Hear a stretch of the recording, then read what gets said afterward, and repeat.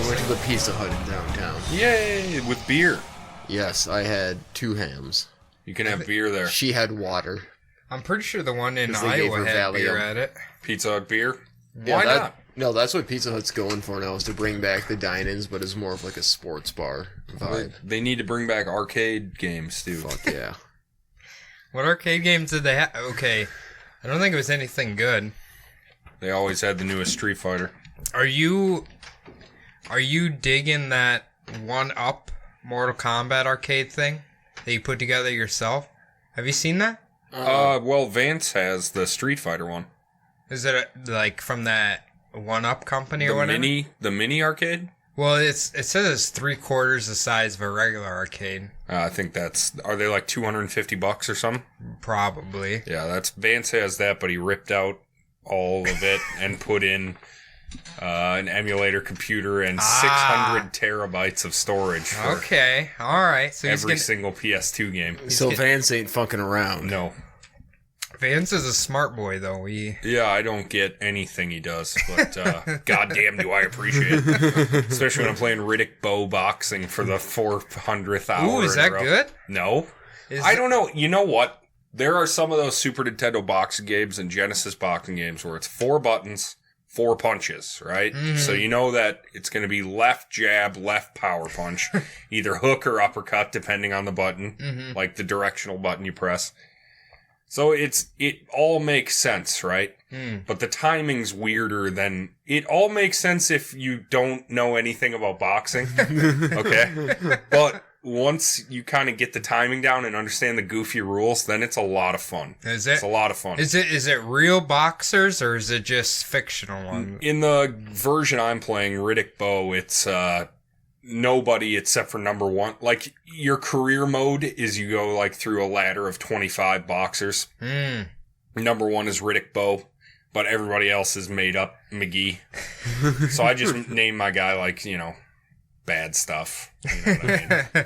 You just name them bad stuff? I'm so bad, I'm bad stuff. Watch out, bad stuff is coming to get you. My most recent character was named Sinbad because he kind of looked like Sinbad. Not the pirate, the House comedian. Guest? Yes. House Guest? Yeah. Wait, is that his movie, House Guest? Where right? he's like the president's No, second... Houseboat. No, that's... Boat Party. No, that's Cuban. Yeah, that's Cuba. Cuba. You're thinking of Soul Plane. That's the hot Cubano. No, that's Snoop Dogg. Yeah. The, is... Medea Halloween the 10th. How many Medea movies have you guys watched? 0. Jordan? I don't know, probably like 3. Ooh, okay. I accidentally watched one of them. I didn't realize that they put Medea weaved into a super serious story. Like, oh, yeah. Was it a Tyler Perry movie? They're all Tyler Perry vehicles. So what are you talking about? You knew Medea was going to be in a movie called Medea Goes to Jail.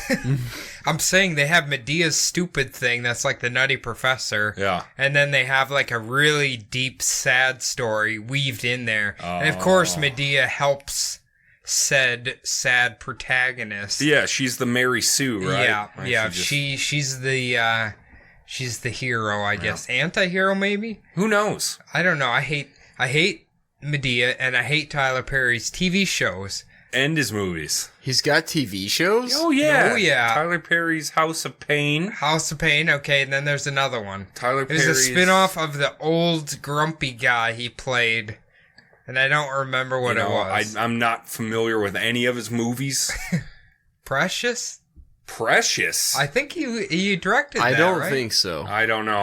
I don't that think so. That seems a bit too, not Medea for Tyler Perry. Marley and Me?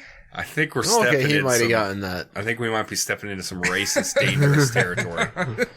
We never do that. Now we're just saying black stuff and asking if it's Tyler Perry. No, I think Tyler Perry had something to do with Precious. I'm pretty sure he had something to do with the movie Precious. Well, if you know that, email us at Bubblebutt Podcast. We'll see you next week. Hello, everybody. Welcome to the Bubblebutt Podcast, only podcast on the internet that uploads weekly. Who knows what it'll be about this week? It's me. My name is Adam. Sitting across from me is Jordan. How are you, pal? I am I'm doing good. You just took a sip of Hams. I did. As I introduced you, and I thought you were didn't going realize. Cody first. So did I. I was looking at the waveforms, and then I was like, all right, introduction. Sip of beer as I said his name. It's Jordan. It is me. How's your week? For the most part, good. Good. Anything stand out? I was good. No, not really. You know, yesterday wasn't the most fun day in the world, but you know, it's all good. Pizza Hut. You had pizza, I did have Pizza Hut. Have you? Who in the right And it's mind? like the freshest Pizza Hut you'll get too, so it's fucking dank. Can you have the white sauce Pizza Hut at that particular location? Yeah, they have like the full regular menu. Why, is that better? It's good. Is it's it? very good. Phil loves it, but like only very specific ones carry said white sauce, or will put it on a pizza for you. As a It's not former all Pizza of Hut them. employee, I'm gonna go ahead and say, yeah, no, there's an option to order just the white sauce, and all of them around here have it. Okay, now I remember when we were in high school, because working at Pizza Hut back in the hometown was kind of a popular job for kids or Right. whatever. They said cleaning the 5-gallon bucket of white sauce was the most disgusting shit when it hardened around the rim. and Oh stuff. yeah, I know, it's fucking gross. No, the worst. That's like ranch, like the cap of ranch sometimes. So it's like, that doesn't, I don't want this bottle anymore. No, the worst thing to clean at Pizza Hut, like, is the bowls you toss the wings in. And the garlic, no, the garlic parmesan one, because it's that sauce with, like, the chicken fat straight out of the fryer. Oh, dude, I almost vomited every time I had to clean that one. I can't even walk past the garlic fries booth at the state fair without wanting to vomit, so I can't imagine having to clean out that. You don't like garlic stuff? I do, but for some reason, that smell of the garlic fries at the state fair makes me fucking want to love barf. the garlic fries. Ugh. Oh, Yuck. Is They're it so okay? good. Is All right, it, that's enough of Jordan. Okay. Cody, you're also sitting across from me. How are you, buddy?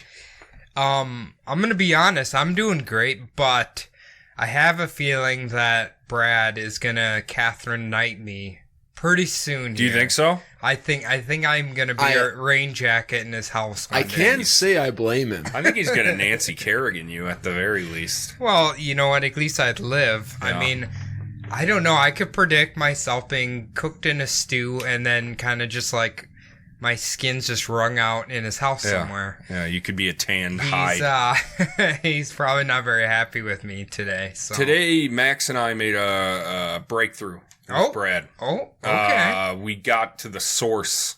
We went back his we clumbed his family tree, okay? Ooh, okay. His last name's Smith. That's okay saying that. There's a lot of Smiths all over the place. Yep. Yep. We decided, since he is in the alloy wheel business, his great-great-great-great-grandfather was in the alloy horseshoe business. Ah, okay. So, and there was a Mr. Negative 120 because Warcraft was not out at the time. That also used to torture him. So these are the things that we discovered today. I'm not torturing him. No, nobody thinks you are except for him. I decided I'm just going to mind my own business. That's my new thing. I'm minding my own business. Yeah. But he thinks I'm making... You're being mad. Yeah, but I'm just minding my own business. That's the depressive brain, my friend. You instantly go for negative. You instantly make other people's silence about yourself somehow.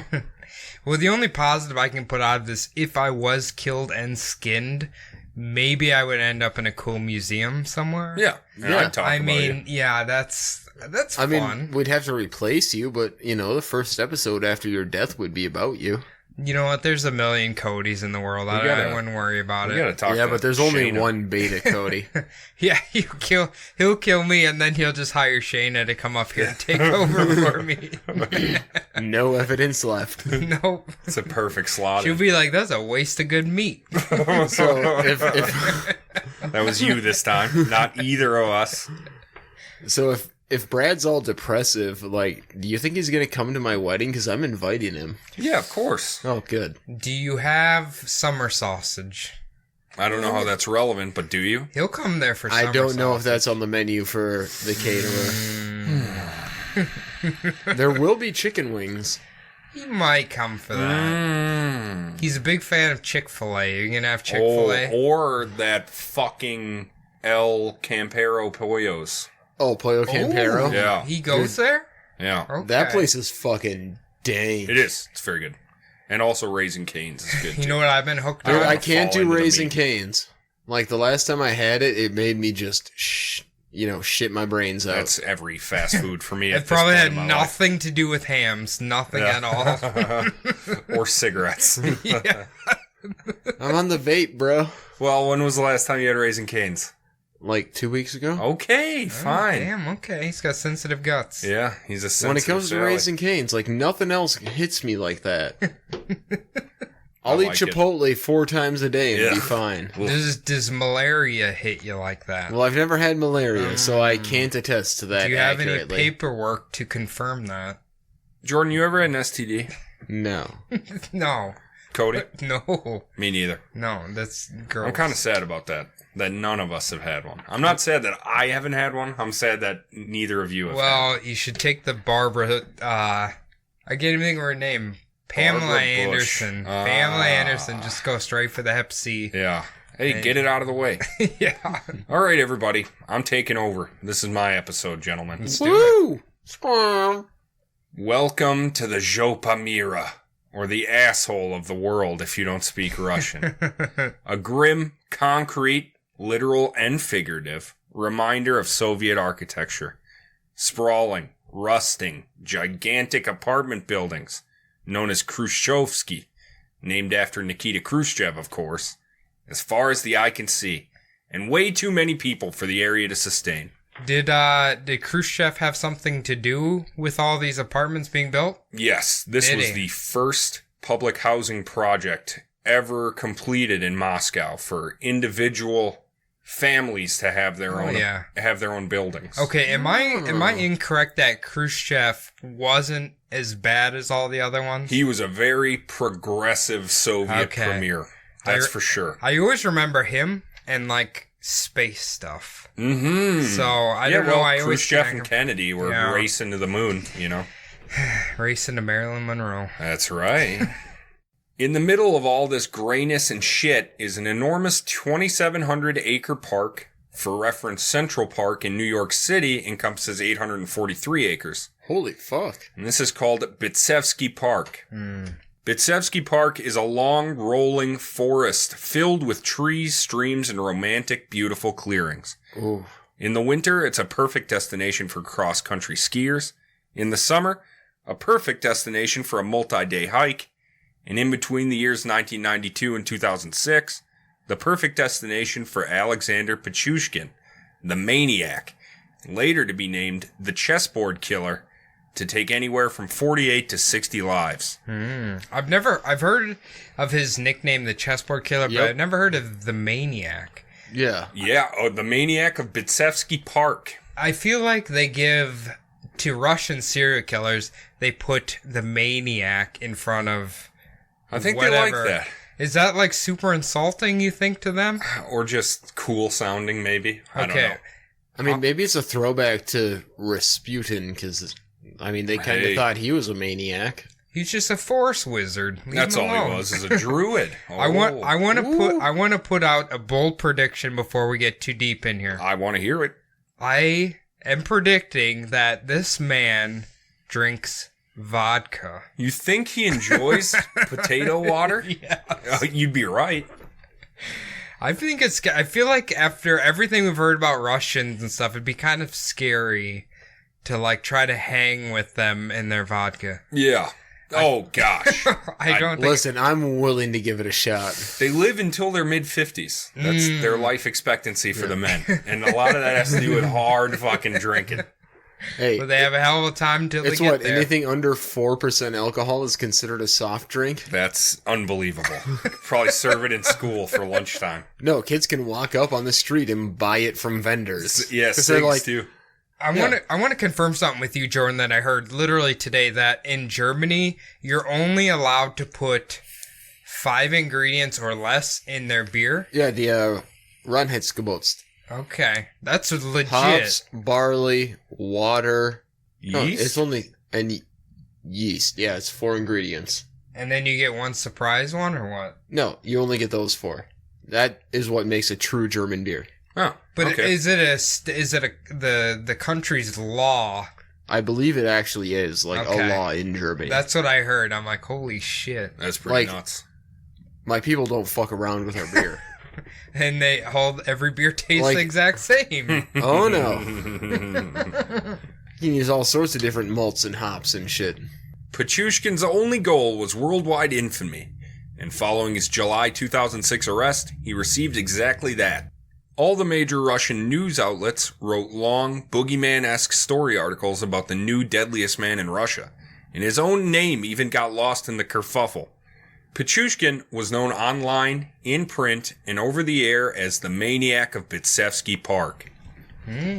You know what's funny? I would have figured the Russian press would have been trying to suppress any sort of thing about a killer. Oh, this is just the introduction, my friend. Oh, I'm just trying to set the table and wet your nipples for a little more sensitivity. they're chafed as fuck. training. Let's go. Let's go.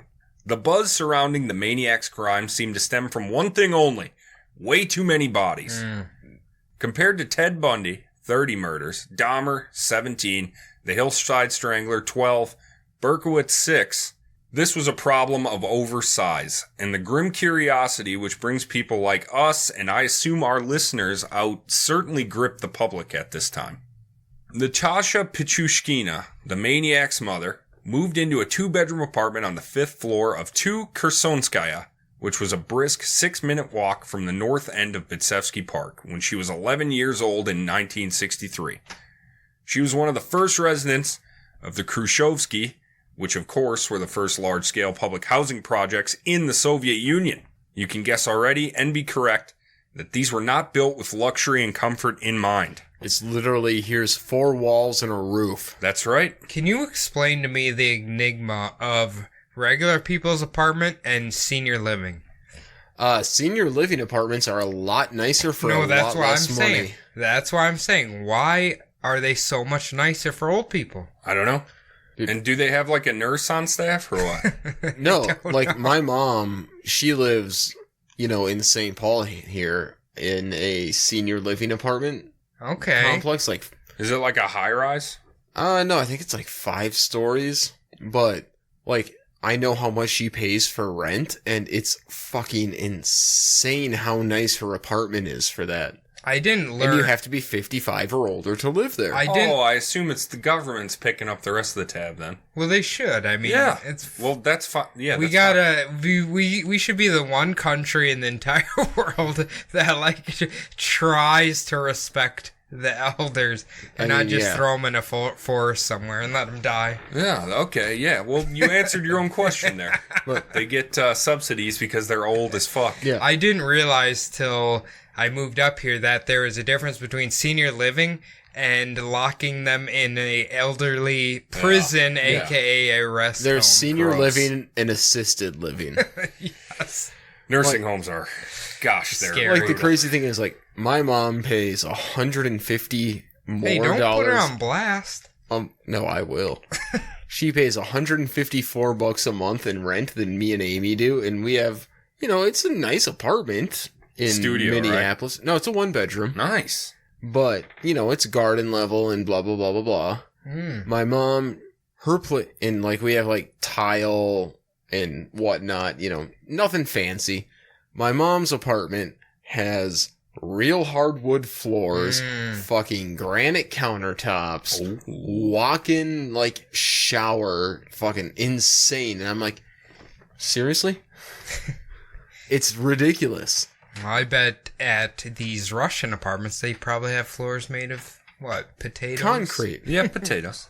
Potato concrete. Their bathtubs are made of concrete. Although conditions were dire and overpopulation was rampant, these were the first single-family homes most of these people ever lived in. It was a huge improvement over the group housing. Mm-hmm. Natasha spent her formative years on Khersonskaya Street, and so did her son. Until the night he was apprehended, he lived his entire life at 2 Khersonskaya, where he slept on a couch in the first bedroom, which also doubled as the living room. Natasha slept alone on a queen-size bed 10 feet from her son. Alexander's father, of course, moved out before his first birthday. In the master bedroom were Pichushkin's younger half-sister, Katya, her husband, also named Alexander, and their son, 6-year-old Sergei. Do they keep just recycling the same names in Russia? It's Boris, Alexander, Vladimir. They're all the name the same. Quick correction. I like how you put his father moved out. I think that's called abandoning your family, isn't it? He just went to get a pack of cigarettes and the line was really long. A pack of, what do they say they smoke? Vogue cigarettes were big in Soviet Russia. I was going to guess Cools. I don't think they're allowed. There might have been a sale on Adidas tracksuits. Yeah. And boy, I'll tell you, that line was around the block. You can't miss the Adidas outlet sale. 10 of the maniac's victims lived in the same 4-building complex where he lived. 4 from 2 Kersonskaya, 2 from 4 Kersonskaya next door, 3 from 6, and 1 from 8. The buildings in the Khrushchevsky complexes are separated by narrow strips of grass and a single-lane road. 2, 4, 6, and 8 are in one square complex, and on the other side of the road would be the 1, 3, 5, and 7 complex. What I'm getting at here is everyone knows everyone. They're on top of each other at all times because there's nowhere else for them to go. I was almost going to say, does he prefer even numbers? No, he's not like weird. I mean, he's a weird fuck, but not like that. Yeah. When things really started to kick off in Pichushkin's murder career, when he really started to ramp things up around 01, 02, people just disappeared. Mostly they went unnoticed. Pensioners, bums, undesirables. In some cases, the family members would wait the 3 days before filing a missing persons report with the cops. But the police are well known in Russia for drinking and taking bribes. Hey, let's not disparage them. I have to. That's called crime juice. I don't know. Oh, both? Like money and vodka or crime juice? Hey, we used to do this in America. This is in all like well 1800s. Documented in Bert Kreischer's The Machine story. Oh, it is actually. The one thing that I did think was funny the first 2 times I heard it. Yeah, now it's being made into a movie. I've watched Eastern Promises I love that several movie. times, so I know all about Russian, how they live. I know exactly how they live. Yeah. Yes, you certainly do. I think they cut a lot of people up in the back of pork stores or something. Viggo naked, best part of the movie. Yeah. I've never even heard of that movie. Oh my god. Viggo Mortensen, Eastern Promises? It's so good. Came So out good. around the same time of History of Violence, right?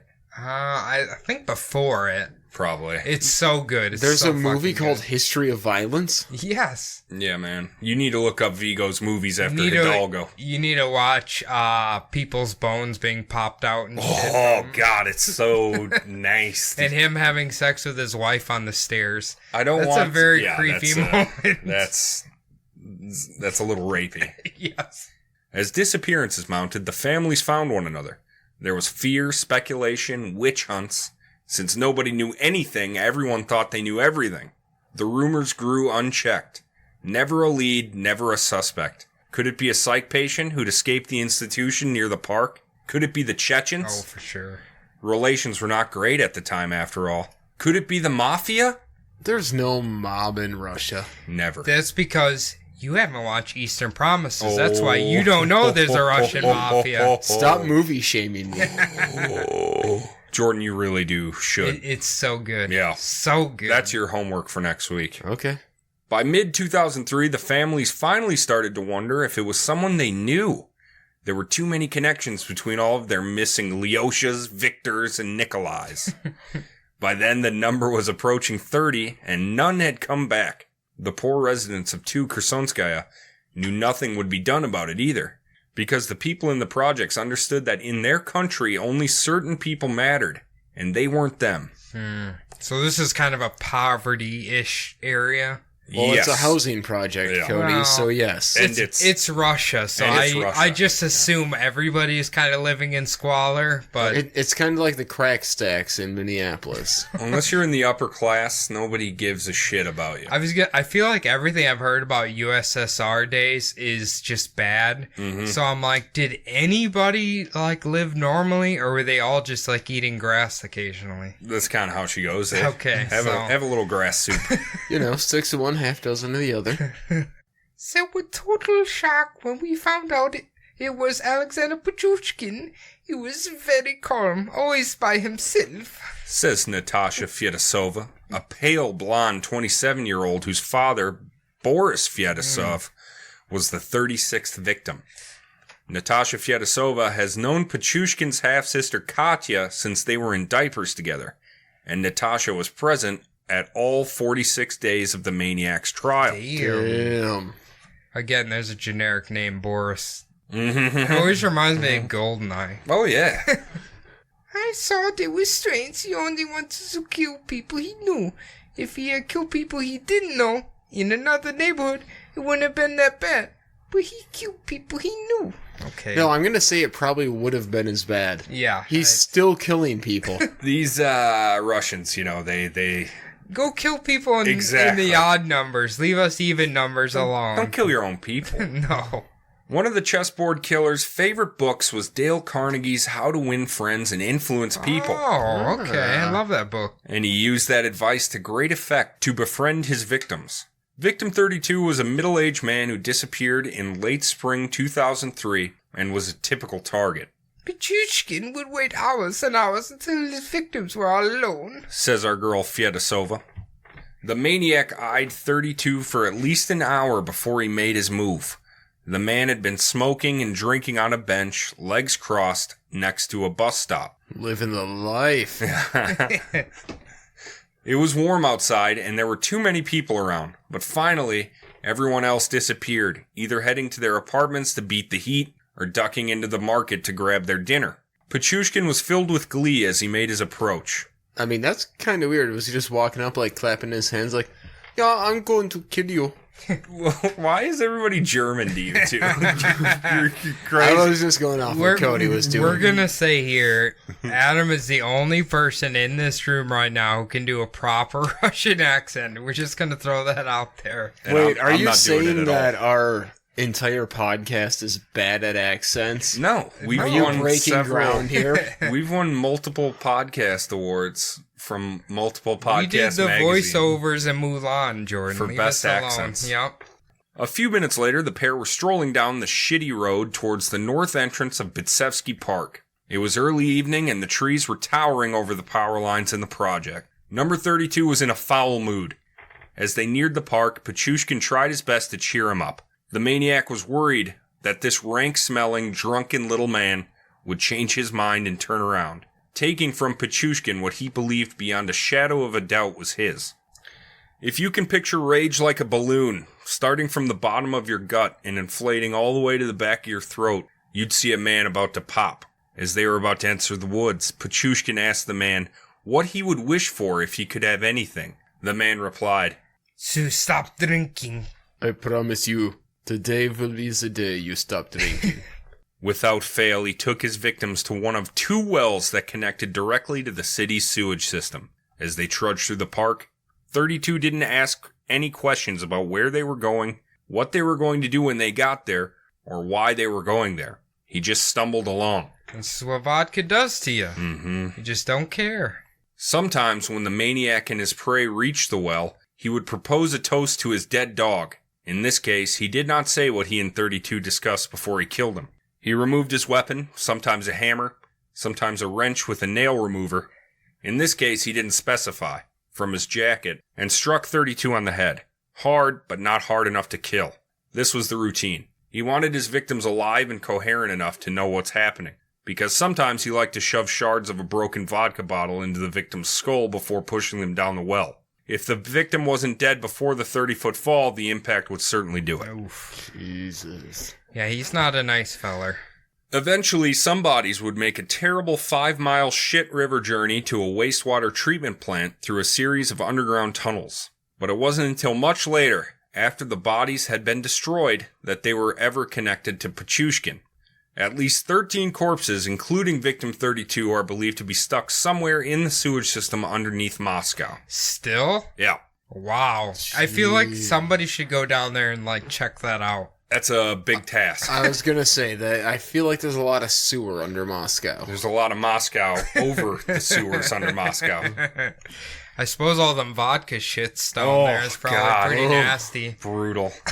It's all just basically water. Water and What starch. would be like a food that is real popular in Russia? Borscht. Borscht, okay. Beet stew. Stroganoff. Or blini. Ooh, I like stroganoff. What's Bellini? They're like little thin, they're like crepes, kind of. Okay.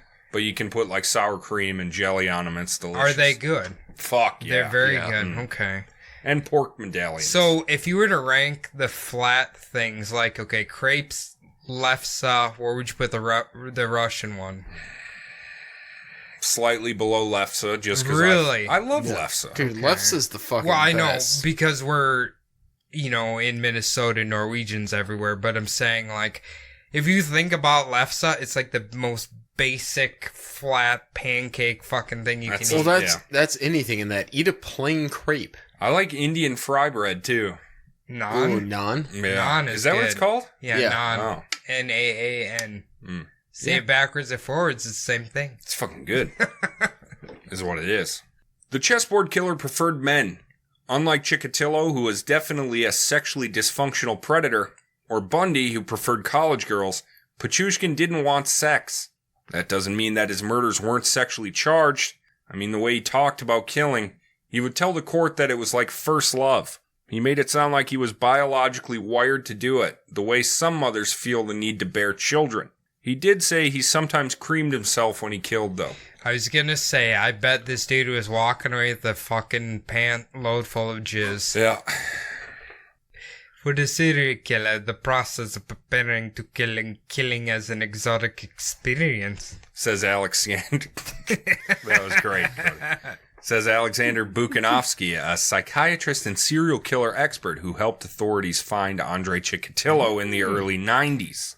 He was Chikatilo, man. He was a bad boy. He's fucked. He was a fucking maniac. Yeah. The sex act itself is not erotic for killers, Bukanovsky says. What is erotic is killing and all the mental gymnastics and associations and links and symbols that go along with the murder. For Pichushkin, for example, this would mean the biting evening wind, the shadows and squawks of birds and birch trees, the crunch of ice and branches underfoot, the pattern of an old man's blood splattering on freshly fallen snow. Cut my life listen. in two pieces. I am just rock hard right now thinking about all of that. I made it sound pretty good, right? Yeah. I'm thinking about a very edgy song right now. Yeah. Yeah, Papa you've Roach. already sang it. I know. Pop my goat. Has Druid ever did a cover of Last No. Resort by Papa? Are they Papa going to? Roach? No. Okay. That's All disappointing. original. What? What about your cover What do you mean? of You copy Ace of Base on one of your Creeping songs? Death? Listen, we're not talking about the Ace of Base right now, Cody. We're talking about Papa I Roach. put the link together because Ace of Base is technically a Nazi band. You have a song called Nazi. So is Joy and- Division. Is it really? Yeah. Okay, do they have a song No, you can relate but to Joy Division? was what the Nazis called the Jewish prisoners that took over or that they left in charge of the concentration camps. The Joy Division. So Jordan, Don't quote me on that, but I think so. the moral of the story is you're busting. Yeah, you're a racist and a Nazi. Natasha, Shit, you got me. I'm just gonna have another hams. Forget about this. Natasha Fedosova says Pichushkin never showed any interest in girls, would never talk or joke about sex the way other boys and men would. When asked whether Pichushkin might be gay, she shakes her head firmly. His mother, Natasha Pichushkina, is equally dismissive. My son was going to marry someone. When asked who, she shrugs. She never met the bride-to-be. Andrei Supurenko, the detective who led the Pichushkin investigation, also rules out the possibility that the maniac is a homosexual. He says Pichushkin doesn't have sexual longings for men. He just doesn't care about women. Fucking misogynist. No, I was going to say, doesn't that kind of make him asexual? I have no idea about Russian culture, and not to make broad generalizations, but the majority of the Russian population is violently homophobic. You don't say. I don't know if they're just so outraged at the idea that a Russian might be gay, or what. Or is it that every other aspect of him lines up directly with the ideal, ordinary Russian man? Rough, crude, heavy drinking, smoking, no expectation that his life will get better or easier. He expects to die in his late 50s, which is the average life expectancy for Russian men. He doesn't have a career, he has a job, and he's not mad at people with goals. He just doesn't know what a goal is. I feel attacked. Yeah, I mean, I'm right there, you know? Except you're not heavy drinking anymore. Yeah. Wait, Jordan, you don't think you're going to live past 50? No, I think I am. I think Jordan's going to live You know longer what? than anyone. See, the people who say I'm not living past X age, they're the ones who are going to never die, and then They're like, just going to you be and I, miserable. Yeah. we're going to die young. So, Exactly. that's how it goes. The only goal our man had was killing. July 27th, 1992, Pichushkin was 18 years old. His first victim was Mikhail Odachuk. They had been classmates, and the maniac had invited Odachuk on a bit of a killing expedition. He was very open about it. He told Odachuk he wanted to kill someone. They could do it together, he said. Odachuk tagged along, half jokingly, probably thinking they were going to play stalk someone and pretend to kill them. When Pichushkin realized Odachuk was only half in, he turned him into the victim. So is this a common Russian game, you think? Like, hey, let's pretend to go kill somebody? Let's go play serial killer? Yeah, I don't know. Any Russian listeners write in. I was just going to say. Yeah. He waited 9 years after that. The cops had questioned him, which must have been frightening. But 9 years is a long time to go without killing, especially for someone who would later say, "Life without killing for me is like life without food for you." The consensus by detectives and psychiatrists alike is he realized that once he started killing, not dabbling or experimenting, but actually killing, he wouldn't be able to stop. He must have been enthralled by this and also a little afraid. He may even have tried to force it out of him completely, because there's an unverified story that in 2001, early 2002, Pichushkin stumbled into a police station near the park and declared for all to hear that he killed people. Not once, but all the time. Because this is what I do. Pichushkin screamed. I feel like the Russian cops probably, like, maybe that's like a normal thing. Like, they're just like, hey, we got another drunk in here saying he kills people. Get out of here, dude. Well, as the story goes, the cops laughed in the maniac's face, called him a drunk, and kicked his ass out the door. And he went home. I could just see, like, four of them just, like, picking him up by the arms and legs and just throwing him out the door. Go home. Get out of here, you fucking Looney Tune. Like a cartoon bouncer. Just We're not trying to do any paperwork tonight. We got vodka to drink. terrible. Whether or not the story is true doesn't matter. His 9-year hiatus ended May 17th, 2001, when he killed Yevgeny Pronin. Over the next 8 weeks, he would kill 9 more times. This mini spree within the major spree came to a close on July 21st, when victim 11, one Viktor Volkov, disappeared. That fall and winter, the killing continued, of course, but it was less feverish. Only 5 people were murdered during those 2 It seasons. seems like 5 too many. Oh, I was going to say, thank God that number's so low. Yeah, I mean, he was stacking them up for about a month there. How does nobody in Russia be like, why didn't Victor come home last night? They are all saying that together. The families are all gathered around. But the Russian police don't want to hear it. They don't Listen, hear they're it. having candlelight vigils. They're like, Victor must have had the best beet soup in the world. He found and he a just new... decided to like go to where it was created at and have more of it. He got himself a Siberian family, and that's what he's doing now. He lost in a fight with a polar bear. Mm-hmm. On February 23rd, 2002, Pichushkin tried to kill Maria Viricheva, a pregnant woman.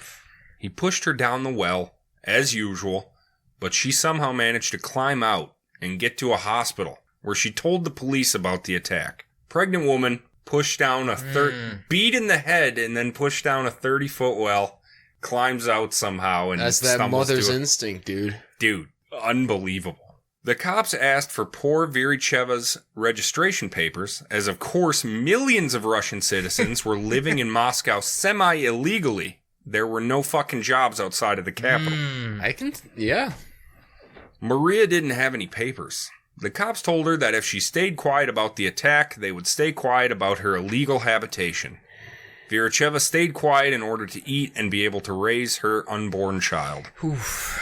Jesus. So do you think a lot of this is strictly on the Russian police? Yes. Oh, okay, yeah. Just like, all of it pretty much. Cause if there was any sort of due diligence at all, I have a feeling this would have been... So literally every single police station in Russia is basically Barney Fife. Yep. Yeah. Okay. Yeah. Locking himself in the jail. Not allowed to have any bullets in their gun. I wish they made like a Russian version of Andy Griffith. Oh, yeah. Oh, it would just be them smoking Vogues and drinking No, I was like, what if they had the drunk guy, he's trying to put himself in jail, and they literally just give him vodka and say, get back out there, you're not done get yet. Get out of here. Some guy comes in covered in blood, and it's like, I killed 40 people. Shut up. They delice them and send them back out. You had a nosebleed. We know that's pig's blood for your pork medallions. Good job, comrades. Killing that bear with your bare hands. And get out of here. Pichushkin would kill 3 more in the next 2 weeks. Then he encountered Mikhail Lobov, age 13. It's very unlikely that Pichushkin knew Lobov previously. He didn't come from the apartment houses on Kersenskaya, and it's unclear where they met. Probably near the metro station where the cool kids with leather jackets hang out and drink vodka by the dumpling stand. Hell yeah. That sounds like the goddamn life. Why don't we have goddamn dumpling stands? Yes. Oh.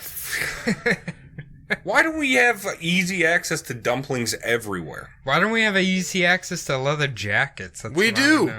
You can go to cheap ones? You can go to Burlington Coat Factory right now. I'm not stepping foot in that communist store. That's not fair. Doing it. That's fair. But once the pair entered the forest, it went the same as always. Started with cigarettes, 20-minute walk through the woods, camaraderie. You respect me, I respect you. Let's drink. Then finally a blow to the head and a shove down the well. Oof. Pichushkin exited the park like he always did, but didn't notice that Lobov's cool leather jacket had gotten stuck on the side of the well. The young boy managed to crawl out. Once outside, he found a cop and reported the incident. In typical Russian police fashion, the cop told Lobov to go home. Jesus. A week later, Lobov was back at the metro station when he saw the maniac again. Lobov began screaming and grabbing his own hair out, eventually physically grabbing one of the officers and pointing directly at Pichushkin. Still, they did nothing. Still, they told Lobov to leave. Jesus It would be 4 more years and dozens more bodies before he was stopped. Oof. It's a good police force right here. Moscow's finest right there. You know what? Something I'm noticing here is that where this guy says he doesn't care about anything but killing, he's like not following a pattern at all. Yeah. Men, children, women, just anybody he can get his hands on. So maybe he's telling the truth about that. He genuinely just loves taking people's lives. He loves killing. He loves it. He does love it. In December 2007, Natasha Pichushkina opened up a little bit, crying and avoiding the reporter's gaze by looking down into the courtyard separating the housing projects. I know now that I raised my son very poorly. I cannot say what I did wrong. I just tried to raise him like I thought a normal mother would. After a long pause, she looks back up and says, I think I did not know my son very well. In November of 2005, a 63-year-old ex-cop named Nikolai Zakharchenko turned up dead in the woods. Zakharchenko has the distinct honor of being the first body to have been discovered, tagged, and determined beyond a reasonable doubt to have been murdered. But the most interesting fact about Zakharchenko was that he was the 41st victim which means 40 victims had gone missing before police or detectives even knew there was an active serial killer. I suppose since he's a cop, they actually care. This was the first one that spurred him into action. Not one of them undesirable housing projects. They're like, okay, we know most of the police die of alcohol poisoning, but this clearly is not just from alcohol poisoning, so it's got to be something else. Yep. This has got to be old pipe on the head, vodka glass through the brain. We need to call in the Kremlin. You ever notice when you drink too much vodka, you get like a dent in your head and it's bleeding out of it? And you Very weird. sometimes fall down a 30-foot sewer? Yep, happens all the time. The maniac's desire to kill vastly exceeded the system's ability to stop him, or even recognize he existed for that matter. Had he stuck to his original routine, tossing victims down the sewer wells, he may have never been caught. It wasn't until bodies started turning up in the forest that the Interior Ministry took over the case, and people who actually knew how to find serial killers started looking for him. Zakharchenko's death marked a turning point for the killer as well. All along, Pichushkin had been torn in twain by a concrete conflict. He wanted to kill, but he wanted everyone to know he was the killer. He wanted recognition and respect. One night, while watching TV with his mother and sister, there was a report about the Bitsevsky Park killer. His sister said, This madman is so fascinating. Who is he? Pichushkin had to fight very hard not to tell her she was sitting right next to him. You know he had a huge boner right then. Had to have a chubby, right? Oh, yes. No, he had cum-filled pants. At least pre-cum. The deadliest of all cums. That's what I say. You know what they always say? A little pre-cum can get you pregnant. Yeah. Oh, Jesus. Post-Zakharchenko, the conflict inside the maniac started busting out of his seams. Now he killed recklessly. He didn't push victims down the sewer wells anymore. Now he left bodies in the snow, the mud, tucked into trees. The worst incident, as far as Natasha Fyodosova was concerned, was a corpse that was found near the side of a stream in the park. The victim had been killed at least 2 days previous. Some wild dogs had found him first. There was a doctor walking his dog through the park, and he saw one of the dogs with a bloody bone in his mouth, and he knew the bone was human. Okay. What's so this a is twist? So like our dogs here, like say your dog Jordan, Bernie Sanders, he has a stick in his mouth, you know. Yeah. Or maybe on rare occasions like a rabbit or something. Yeah. Russian dog, they're gonna have human bones and flesh in their mouth. You're saying we should just expect that? Yeah. Like this okay, is that no big dog's got someone's hand, you know. Who Some cares? drunk bum died in the park and froze, and now this dog's eating. The dog's got Now this too. dog has a face that it's carrying around on its jaw. Circle of Russian life. Yeah. This is what the Lion King is redubbed as in Can in they Russia. do the Lion? Yeah, I was gonna say I would love to see a Lion King, but it takes place in Russia. Yeah, it'd be amazing. It's all the dogs in Bitsevsky Park eating flesh. Beginning with Zakharchenko and continuing into 2006, the people in the Khersonskaya housing project began to grasp the connection between the people who had vanished. That was when the terror began rippling through apartment blocks and metro stations surrounding the entire park. Children were forbidden to venture into the woods. They were considered haunted. This was when the Bitsevsky Park maniac nickname invaded the local population, then the nation, and then global airwaves, and then the internet. Oh, not the internet. You'd think at around this exact time, Pichushkin would have known the end was near. He must have sensed that the civil war inside of him was about to reach its battle of Appomattox Courthouse. He had to be sure that soon, with how careless he was being, he would do something stupid and they would finally find him. Now that corpses were appearing regularly, there were police, both uniformed and plainclothed, scouring the park day and night, narrowing their search, talking to everyone, and compiling sketches of suspects. You know, police work they could have started any time before his 41st victim. I feel like it'd be easy to, like, spot a Russian police officer who wasn't, or who was on stakeout, simply by looking at him and seeing how sober he was. Yeah. Because I imagine if actually, they're like I don't know. I don't think they'd be that sober, Cody. They'd probably be like... even on a stakeout? They'd probably be sitting there reading... Yeah, you're bored as shit. You're going to drink a bunch of vodka. That's kind of the way... Like, they drink coffee here, but it's probably vodka. Maybe if it's in a brown bag or not. No, that's no, all. no, I don't think there's public drinking laws. No, they just have a coffee mug, but they're like, no, this coffee is clear. Irish coffee. That's what I call my ex-music teacher's coffee. Oh. We had an English teacher that we were all pretty sure had booze in his thermos. Yeah. He would just fall asleep randomly. He got a little too excited about Ernest Hemingway. Ultimately, in the end, it was the maniac's decision to get caught. Pichushkin delivered Pichushkin to the police with a ribbon on him. He had gone on a walk with Marina Moskalyeva, a co-worker at the grocery store. She had told him that she'd left a note for her son saying she was with Alexander Pichushkin. He kept repeating to himself mentally that he shouldn't kill her, because they would immediately know it was him. But he wanted to kill, so Moskalyeva had to die. A few hours later, when Moskalyeva still hadn't come home, and her son was watching TV and saw that they found a woman's body in the park, he called his father, who then called the police. Supernenko says, "We had the note, and we had the video footage of Pichushkin and this woman getting on the metro at the Novaya Cheryamushki and getting off at Konkovo, immediate west of the park. So we naturally suspected Pichushkin." The maniac was so proud of never lying, but he lied about killing Marina Moskalyeva. No one had ever asked him directly if he had killed anyone, until Marina's son, before calling his father, called Pichushkin first. Wow. After all, based on the note his mother left, he was supposed to be taking a stroll with her through the park. When the maniac picked up, he said, "I haven't seen her in 2 months." Which is a strange thing to say about somebody you work with and have worked with every single day. He then said he was really busy and hung up.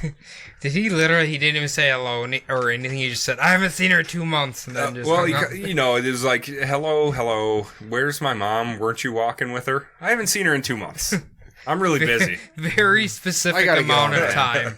You could have just said, "I haven't seen her in a while." It didn't have to be, "I haven't seen her in 2 months, 3 days, and 46 hours. Listen, there's this body I gotta chop up and throw down a well. Apparently, it was in the book I was reading, it did say he already knew he was cooked. Since she left a note for her kid that she was with him in the park going for a walk. Right. So he was just like, fuck it. Like, he just lied anyway.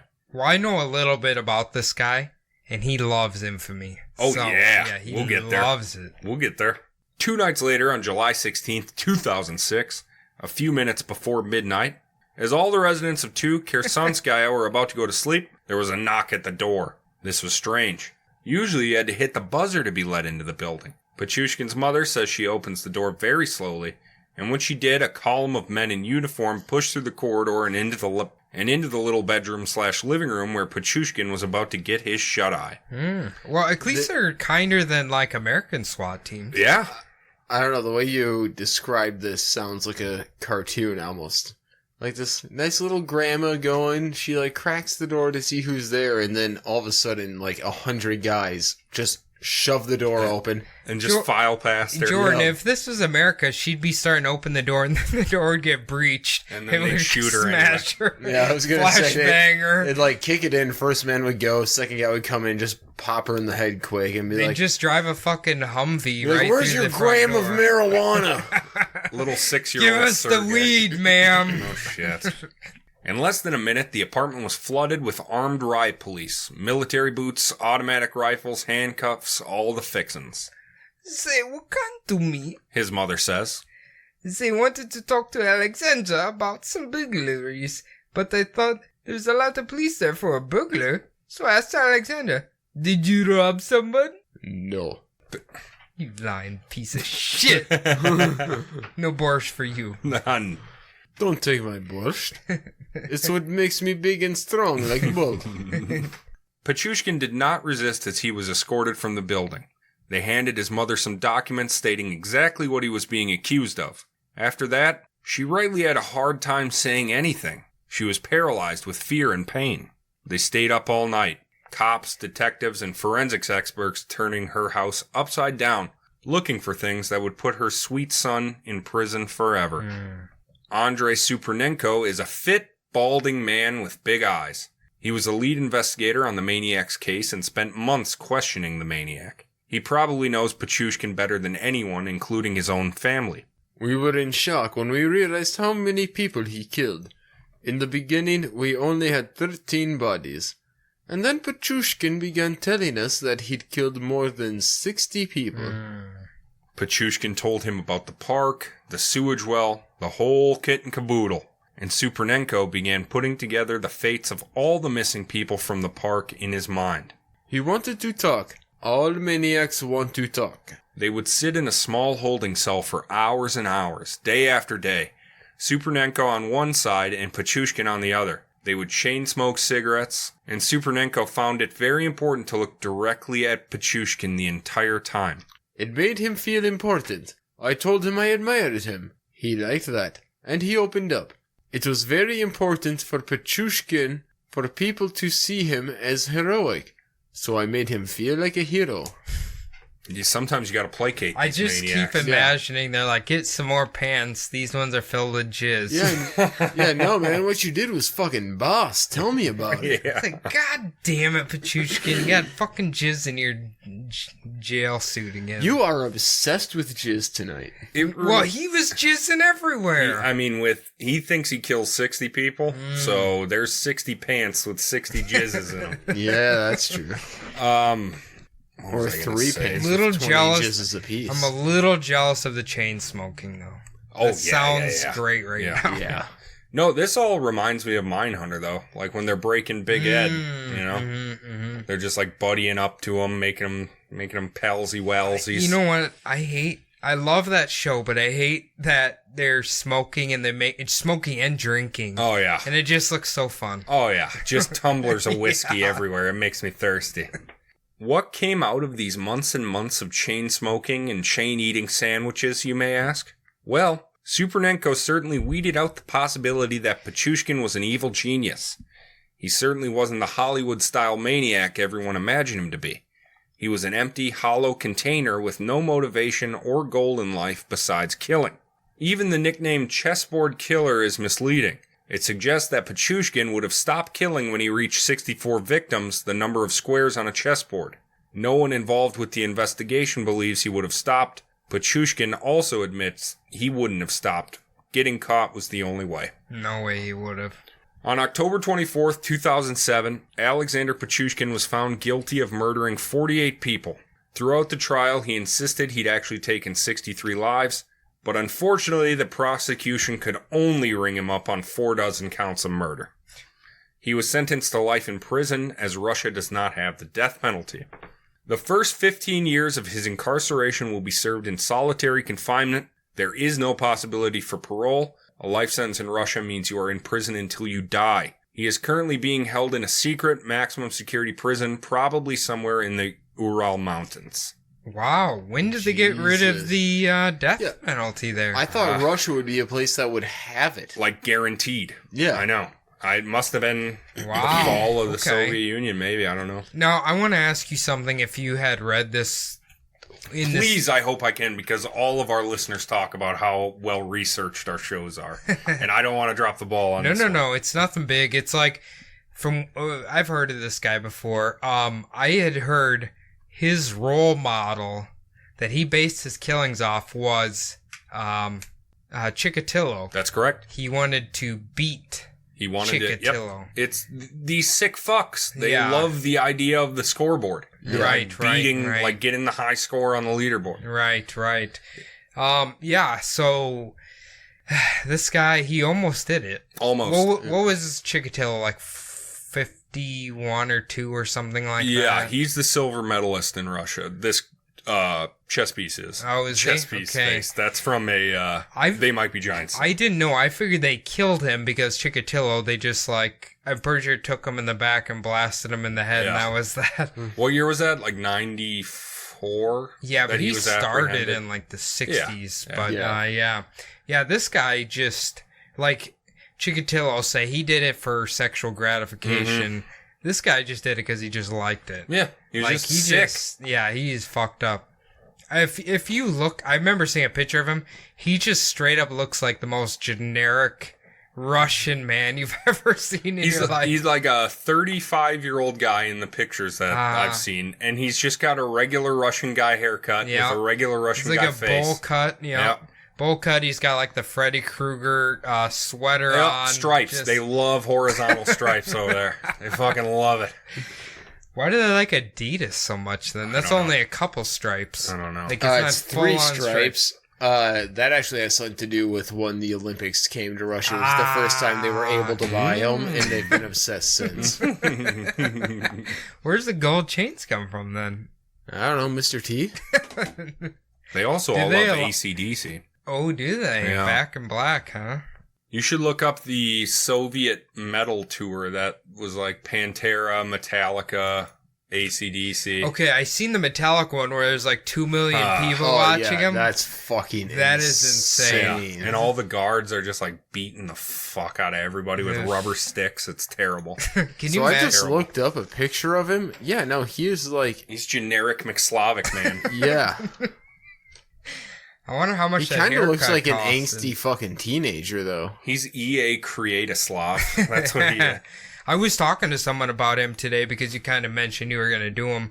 And I was like, I couldn't remember his exact like killing days. I'm like, I don't think he got caught that long ago. This is like, what, 13 years ago? Yeah. So yeah, he's relatively new. He's very recent, and he's very gross. He is very gross.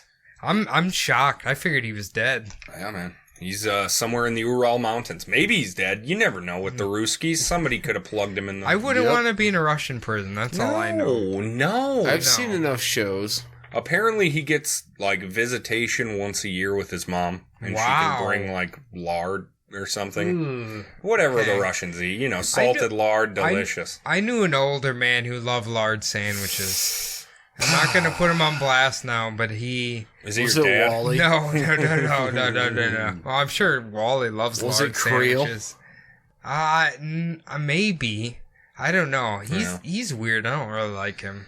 Yeah. Well, that's going to do it for this week's episode. Did you boys enjoy my story? Oh, you know I did. Good. You did a beautiful job. Good. I like it. We've had 2 big boys in the last 2 weeks here, Adam. So yeah, Geen and Pichushkin. You certainly like to do the overseas killers. Yeah, I like Frontier America or overseas. I don't know why. I like the Russian ones too, but I'm too terrified of trying to pronounce anything. I kind of have a step up. I would pay money for you to do that. No, I'm not even going to try. A few years of Ruski school. I did still butcher a lot of things, so all of you people, if you think I butchered it terribly, you can write me in at bumblebuttpodcast@gmail.com. What's that, Adam? bumblebuttpodcast@gmail.com. As always, follow us on Twitter at bumblebuttpod. And on Facebook and Instagram at BumbleButt Podcast. Instagram, of course, being our main chicken right now. We all have personal Instagrams as well. Mine is at BumbleAdam. Jordan's is at j.j.fox. And Cody's is at Cody'sAbub. And now it's time for the most important part of the show, at least if you have the iTunes reviews. We have received 1 more 5-star non-written, unfortunately, but thank you for that. We're now 2 away. 98? 2 away, yes. 98. We need 2 more. Please get me to 100 by next week. If you get me to 100 by next week, I'll be pretty thrilled. I'm not going to make any broad promises. Also, real quick, before we do our sign off, Tuesday night, ladies and gentlemen, the return of Between the Bumbles. I know you've all been clamoring for it. You've been wondering where'd it go. Well, guess what?